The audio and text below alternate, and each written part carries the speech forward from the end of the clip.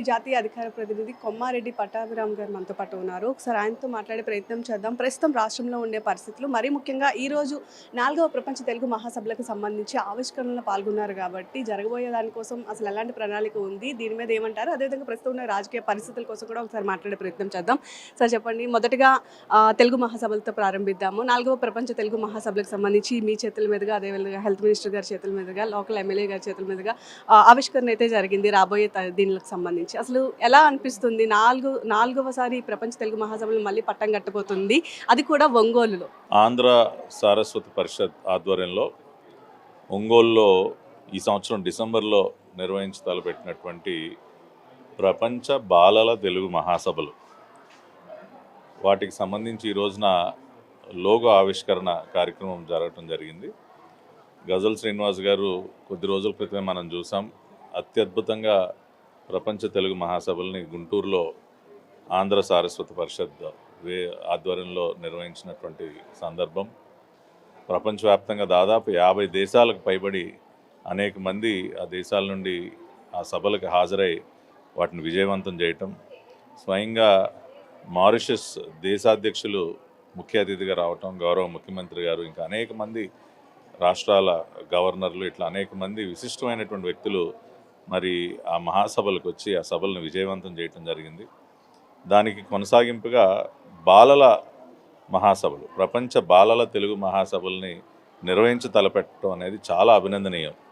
ఈ రోజున తెలుగు భాష యొక్క ఔన్నత్యాన్ని, తెలుగు భాష సంబంధించి మరి భవిష్యత్ తరాలకి దాని యొక్క విశిష్టతని ఇవన్నీ తెలియజేస్తూ, తెలుగు భాష యొక్క ప్రాముఖ్యత భవిష్యత్ తరాలకి తెలియజెప్పే విధంగా తెలుగు భాష ఇంకా కొన్ని శతాబ్దాల పాటు ప్రపంచవ్యాప్తంగా కొన్ని కోట్ల మంది నోటి వెంట పలికే విధంగా మరి బాలల్లో మరీ ముఖ్యంగా తెలుగు భాషకు సంబంధించి అనేక రకాలైనటువంటి కార్యక్రమాలు బాలలతో నిర్వహించడం, ఆలోచన రావటమే చాలా గొప్ప విషయం.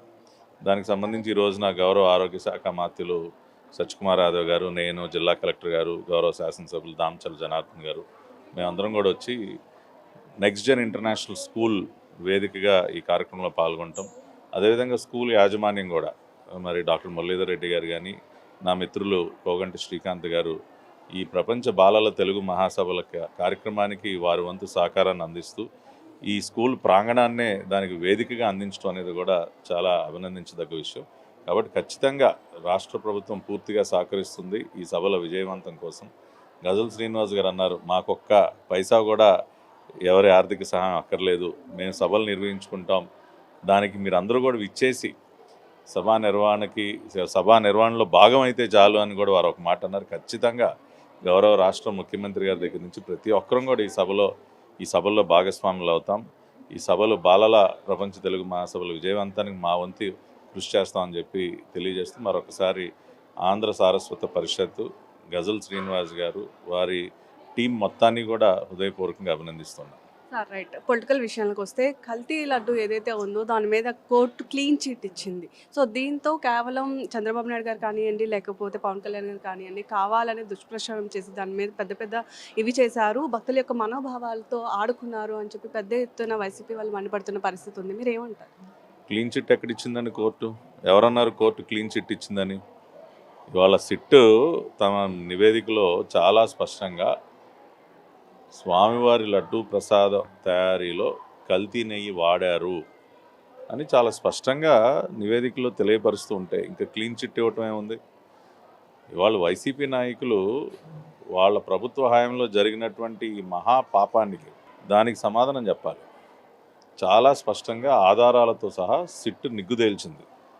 నెయ్యి మొత్తం కూడా కెమికల్స్తో, ప్రమాదకరమైనటువంటి రసాయనాలతో తయారు చేశారన్న విషయాన్ని ఆధారాలతో సహా రుజువు చేసింది సిట్టు. ఎక్కడా కూడా పాల పదార్థాలు పాల నుంచి కాకుండా రసాయనాలతో నెయ్యిని తయారు చేసి కొన్ని కోట్ల రూపాయల కుంభకోణానికి పాల్పడి భక్తుల మనోభావాలతో వాళ్ళు ఆటలాడుకుని అంత ఘోర పాపానికి ఒడిగట్టి ఇంకా మాట్లాడుతూ ఉన్నారంటే వారిని ఏమనాలి?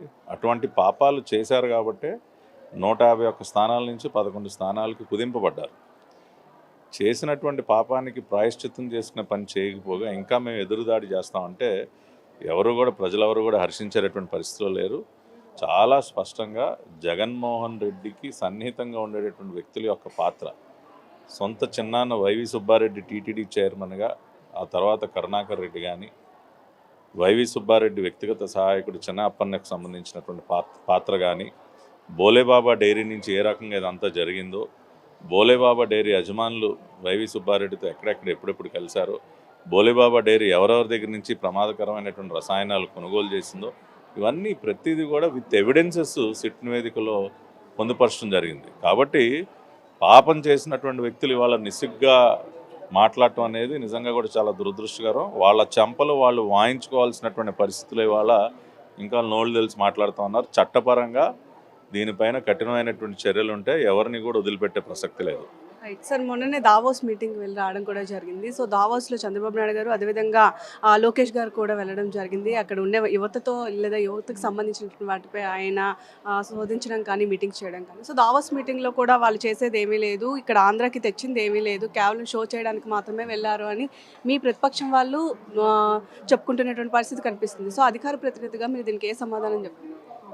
ఫోర్బ్స్ మ్యాగజైన్ ఈ మధ్య విడుదల చేసినటువంటి నివేదికలో భారతదేశానికి 2025-26 సంవత్సరంలో ఆర్థిక సంవత్సరంలో వచ్చినటువంటి మొత్తం పెట్టుబడుల్లో 25% ఒక్క ఆంధ్ర రాష్ట్రానికి రావటం జరిగిందని మేము చెప్తున్న మాట కాదు, ఫోర్బ్స్ నివేదిక చెప్తా ఉంది. కాబట్టి ఈ సైకోమోకలు కనీసం మినిమం కామన్ సెన్స్ లేకుండా వాస్తవ పరిస్థితులకు విరుద్ధంగా మాట్లాడుతున్నటువంటి వైసీపీ నాయకులందరూ ఆ నివేదిక చదువుకోమనండి. మొన్న వీక్ మ్యాగజైన్, దేశంలోనే అత్యంత ఎక్కువ సర్క్యులేషన్ కలిగినటువంటి వీక్ మ్యాగజైన్ కవర్ పేజీ పైన నారా లోకేష్ గారి ఫోటోగ్రాఫ్ని ప్రింట్ చేసి స్పీడ్ ఆఫ్ డూయింగ్ బిజినెస్ ఏ విధంగా రాష్ట్రంలో చంద్రబాబు నాయుడు గారి నేతృత్వంలో, లోకేష్ గారి నేతృత్వంలో ఏ రకంగా పెట్టుబడులు వరద పారుతూ ఉంది అని వారు ఒక కవర్ పేజ్ ఆర్టికల్ రాశారు. చదువుకోమనండి. ఆర్టికల్ అనేక మంది పెద్ద పెద్ద పారిశ్రామికవేత్తలు ఏం చెప్తున్నారో చదువుకోమనండి. గత ప్రభుత్వ హయాంలో పారిశ్రామికవేత్తలని, పెట్టుబడిదారులని బెదిరించి వాళ్ళ కమిషన్ల కోసం జే ట్యాక్స్ అనే విధానానికి నాంది పలికి ప్రతి ఒక్కరి దగ్గర కూడా డబ్బులు గుంజే ప్రయత్నం చేస్తుంటే పారిపోయారు. మాకొద్దు, మేము ఈ రాష్ట్రంలో వ్యాపారం చేయమని చెప్పి అనేక పరిశ్రమలు, ఒక లులు కానీ ఇంకా అనేక పరిశ్రమలు, ఏషియన్ పేపర్ అండ్ పల్ప్ కానీ పెద్ద పెద్ద పరిశ్రమలు వెనక్కి వెళ్ళిపోయినటువంటి పరిస్థితి. ఆఖరికి అండర్వేర్లు తయారు చేసే జాకీ కంపెనీ కూడా వెళ్ళిపోయింది కదా. కానీ ఇవాళ పరిశ్రమలు పారిపోవట్ల, క్యూ కడతా ఉన్నారు పారిశ్రామికవేత్తలు. ఇవాళ $15 billion Google biggest facility out side of US మన రాష్ట్రానికి దేనికి వచ్చింది? ఇవాళ పెద్ద ఎత్తున డేటా సెంటర్స్ కానీ ఇవన్నీ దేనికి వస్తూ ఉన్నాయి? ఒక టీసీఎస్ కానీ, ఒక కాగ్నిజెంట్ కానీ, ఈ పరిశ్రమలన్నీ ఇవాళ రాష్ట్రంలో ఎందుకు అడుగుపెట్టాయి? ఎందుకు వాళ్ళ కార్యకలాపాలను ప్రారంభిస్తూ ఉన్నారు? మళ్ళీ జీవితంలో మేము రాష్ట్రంలో అడుగు పెట్టమని చెప్పిన లులు మళ్ళీ రాష్ట్రంలోకి ఎలా వచ్చింది? ఇవాళ ఇవన్నీ కూడా కళ్ళకి కట్టినట్టు కనపడతా ఉన్నాయి. మొన్న జరిగినటువంటి సిఐఐ పార్ట్నర్షిప్ సమిట్లో 13 లక్షల కోట్ల రూపాయలకు పైబడి పెట్టుబడులు ఏ విధంగా జరిగాయి? ఇప్పటివరకు ఏ పార్ట్నర్షిప్ సమిట్లో కూడా అన్ని లక్షల కోట్ల పెట్టుబడులు ఒప్పందాలు జరగల. కాబట్టి ఇవన్నీ కూడా కళ్ళ ఎదురుగుండా కనపడేటువంటి వాస్తవాలు. చేతిలో ఒక అవినీతి మీడియాను పెట్టుకుని ఏది పడితే అది మాట్లాడితే ప్రజలు నమ్ముతారు ఇంకా అని అనుకోవటం వాళ్ళ భ్రమ. ఒకసారి మోసపోయారు ప్రజలు వాళ్ళ మాటలు విని, పదే పదే వాళ్ళ మాటలు విని మోసపోయే పరిస్థితులు ప్రజలు లేరు. ఇవాళ పెట్టుబడులు ఏ విధంగా వస్తూ ఉన్నాయి, ఉద్యోగ అవకాశాలు ఏ విధంగా కల్పింపబడతా ఉన్నాయి, ప్రత్యక్షంగా మన కళ్ళెదురుగుండా కనపడతా ఉంది. కాబట్టి వాళ్ళ అబద్ధపు మాటలు ఇంకెవరు కూడా విశ్వసించరు.